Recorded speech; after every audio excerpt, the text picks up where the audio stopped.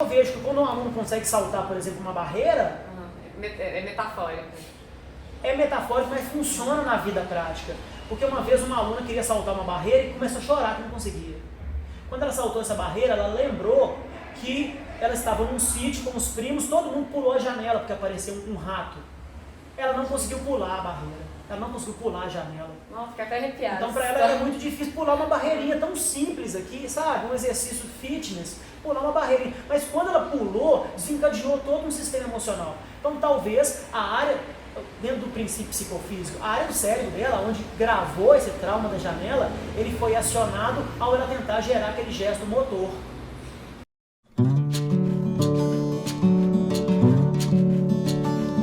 Sabe uma coisa que eu pensei como terapeuta? É que a pessoa tem um problema aqui dentro dela, né? E na vida dela, ela começa a ter várias metáforas que estão ligadas a esse problema. Então eu acho que essa parte física, corporal, acaba sendo mais uns reflexos do problema das pessoas. E às vezes eu resolvo uma coisa em terapia e depois me permite deslanchar em certos movimentos, mas eu acho que o contrário, pelo visto, também dá para fazer. As duas coisas alinhadas, então, isso é sensacional. Perfeito.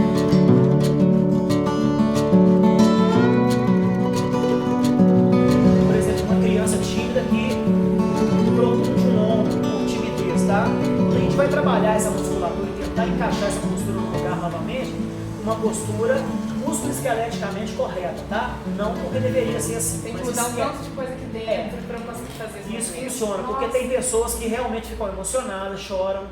Quando a gente começou a desenvolver o Fit Zen, a gente associava música com movimento, respiração, tudo estava... Eu trouxe essa ideia do teatro, tudo funciona ao mesmo tempo agora. No teatro, quando eu dou um pulo, quando eu trabalhei no teatro, a gente salta enquanto ator, alguém tem que soltar a iluminação, o estrobo, alguém solta o som, o sonoplasta solta, tudo tem que funcionar ao mesmo tempo agora. E eu queria que isso funcionasse também na academia de ginástica. Tudo ao mesmo tempo agora.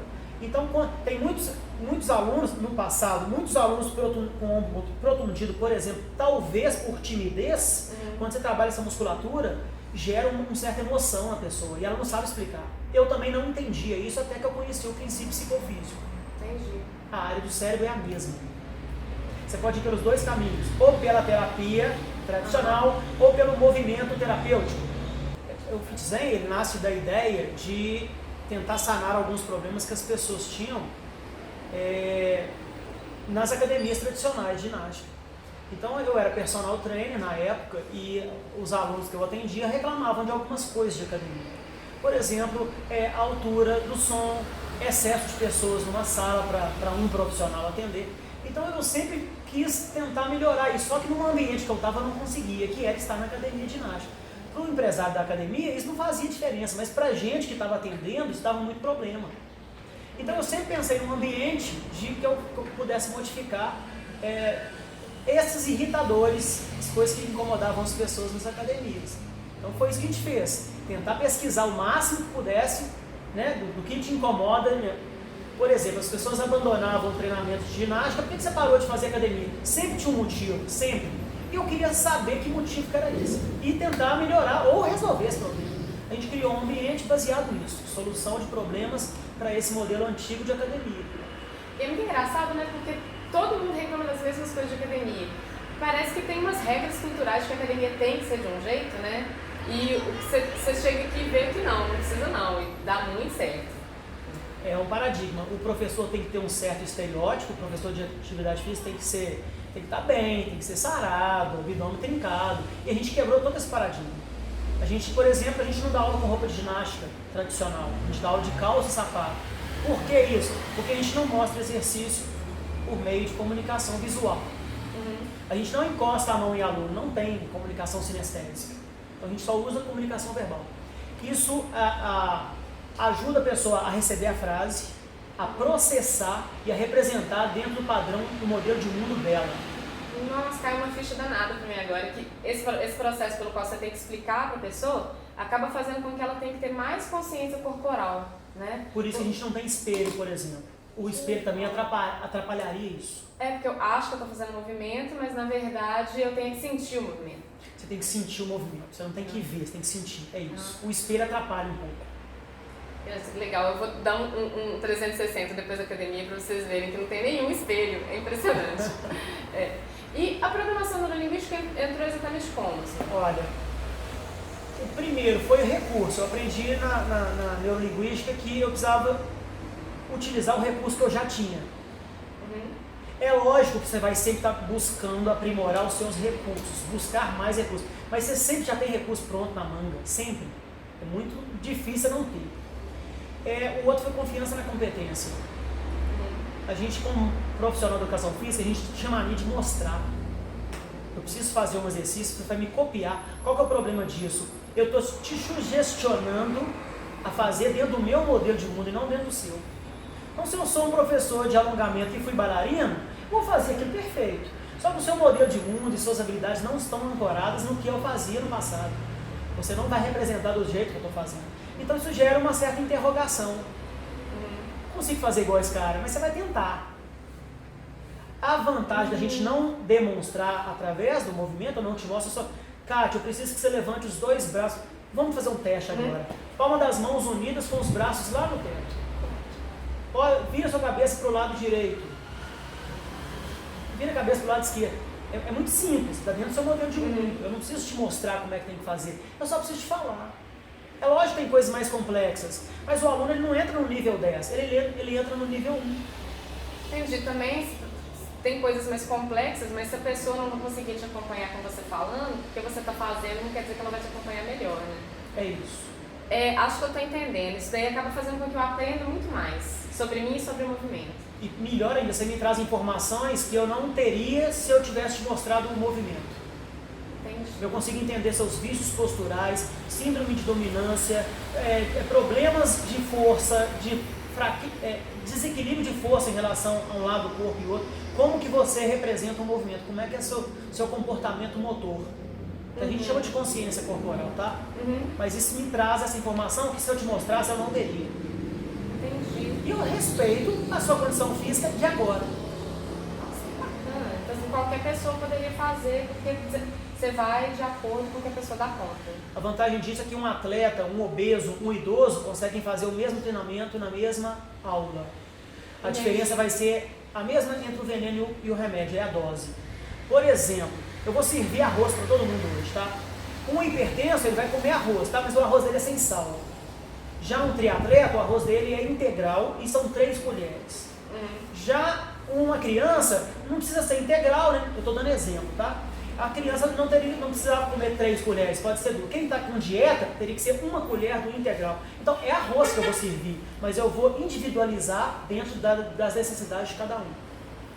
Acho que tem um raciocínio do PNL que combina muito com o seu também, que é a ideia de compreender os critérios, compreender as coisas que são relevantes de uma coisa para eu conseguir melhorar, para eu conseguir aprender. Então, esse negócio de ir descobrir todas as coisas que as pessoas não gostam em academia. E então, para eu poder fazer uma academia que não tem essas coisas.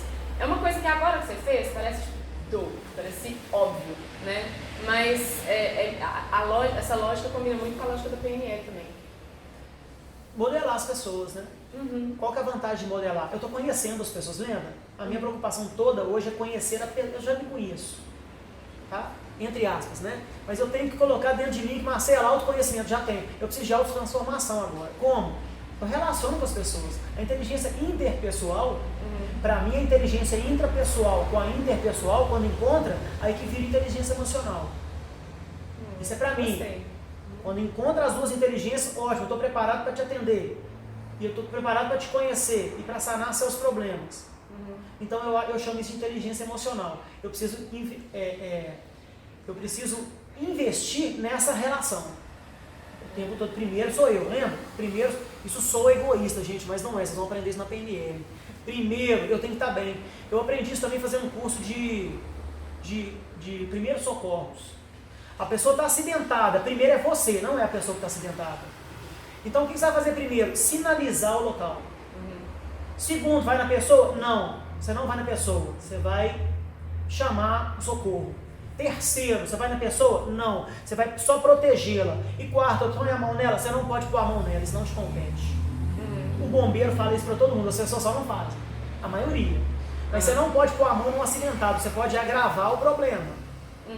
Então primeiro sou eu, porque senão dois vão morrer.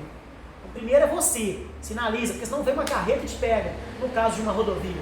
Então primeiro é você, depois você vai estar preparado para ajudar o outro. Uma coisa que assim, talvez vocês não saibam, e eu posso falar tanto de você de sala de aula, quanto que eu já vi de você como profissional, é que você é aquela pessoa que tem um objetivo e vai testar coisa após coisa, até você, uma persistência no caminho, até você chegar onde você quer chegar, né? E é aquele aluno que coloca mesmo as coisas em prática, o que para programação neurolinguística é essencial. Se você pegar essas coisas e não trazer para sua vida, não serve muito, né? Isso foi uma coisa que essa persistência foi uma coisa de desde sempre sua? Isso é tipo, esse jeito obstinado? Eu aprendi na PNL que tudo que eu faço tem que ser bom para mim. É uma aula estranha, porque você pensa assim, que egoísmo. Tem que ser bom para mim primeiro, depois bom para os outros. Então, quando eu pergunto para os meus clientes hoje aqui, vocês acham que eu faço pensando em vocês? Não, eu faço pensando em mim. Eu não faço nada pensando nos meus clientes mais. Então, eu entender profundamente de um problema de coluna seu, por exemplo, um problema de joelho, tentar investigar sobre diabetes, isso é bom para mim. Se é para você, não me interessa mais. Isso é bom para mim. Eu trazer as melhores ferramentas para te atender. É lógico que, por consequência, você está recebendo um excelente trabalho. Mas eu tenho comigo que isso é bom para mim. Isso tem que ser bom para mim. Sobre fazer várias coisas, é também um tal da infinitas possibilidades. Não existe um recurso apenas, existe 1 milhão. Não existe um caminho apenas, existe 1 milhão. Outra coisa, a descoberta de que o mapa não é um território. Isso que me faz experimentar várias coisas. Eu chego com um mapa bem feito, um projeto pronto, na hora de implantar, a coisa muda de cenário. De repente eu não estou nem preparado para aquele cenário. Então eu preciso buscar recursos. O cenário pode mudar, mesmo eu estando com o mesmo mapa na mão. Por isso que meu mapa, eu brinco que meu mapa, todos os meus mapas são feitos a lápis. Porque eu preciso mudar o tempo todo o meu mapa, porque o cenário, o território vai mudar. E aí deixa eu puxar a sardinha para o meu lado um pouquinho. Você recomendaria o curso de programação neurolinguística, assim, para alguém? Isso sim, para quem? Com certeza, né? Com certeza. Eu indico, sempre indiquei. Existe um conceito místico, né, que a vida é um rio que desemboca no oceano. Então, quando alguém me fala assim, algo que aconteceu na minha vida foi um divisor de águas para mim. Eu tenho vários divisores de águas, não só um específico, mas a PNL eu acho que foi o mais forte. Porque ele simplesmente põe o pé no chão. Para mim foi assim que aconteceu. Eu era muito... fantasiava demais os meus projetos, sabe? Que eu quero conquistar o mundo. E a PNL simplesmente fala assim, enquanto você não conquistar seu bairro, cara, você não esquece do mundo, senão você vai ficar dando murro em ponta de faca. Então a PNL, ela pôs meu pé literalmente no chão. Outra coisa, ela facilitou a minha comunicação com as pessoas. Comigo mesmo, com as pessoas, até com os cachorros. Eu comecei a entender que a responsabilidade da comunicação é do comunicador e não do interlocutor. E a gente leva isso para a nossa vida profissional. Se você não entendeu o que eu falei, Kátia, eu tenho que colocar isso para mim, que a culpa é minha. Eu preciso achar uma outra forma de comunicar. Ah, mas e se não for? Finge que é. Foi o maior aprendizado que eu tive na PNL. A responsabilidade da comunicação é minha. Para isso eu precisei conhecer mais as pessoas do que a mim mesmo. Eu tirei muito o conceito de autoconhecimento. Eu acho que eu tenho até o último dia da minha vida para fazer isso. Outra coisa, eu já me conheço quase que 100%. Eu já sei o que eu gosto, o que eu não gosto. O resto é só implantar melhoria, tipo atualizar meu software. Sim. Agora eu preciso investir em conhecer as pessoas. Isso a PNL me trouxe. E acrescenta tanto pra gente quando a gente conhece as pessoas, né? Nossa, você começa a simplesmente colocar seu pé no chão. Literalmente. O que mais? Ué, eu acho que é isso. É mais que é legal demais estar aqui falando com vocês, né? Nossa, muito obrigada, adorei. Gostei demais desse encontro nosso. Né? Acho que a gente vai fazer muitas entrevistas assim ainda, quem sabe de repente a gente pega o Marcelo para conversar mais com a gente. Mas até a próxima, gente. Até a próxima. A gente brinca de seja foda na sua vida. Foda com PH. Dois d que é o que é um foda? A gente modelou pessoas que se davam bem profissionalmente, pessoalmente, e descobrimos que existia um denominador comum. E a gente tirou essa sigla foda, PHODDA, que é a pessoa proativa, habilidosa, objetiva, dentro da BFO, diferente, dinâmica e assertiva. A pessoa que gera menos efeito colateral ao resolver seus problemas do dia a dia. Até me colocaram no canequinho do Seja Foda, né? Porque o mundo tá cheio de gente mais ou menos, você devia ser foda. Seja foda na sua vida.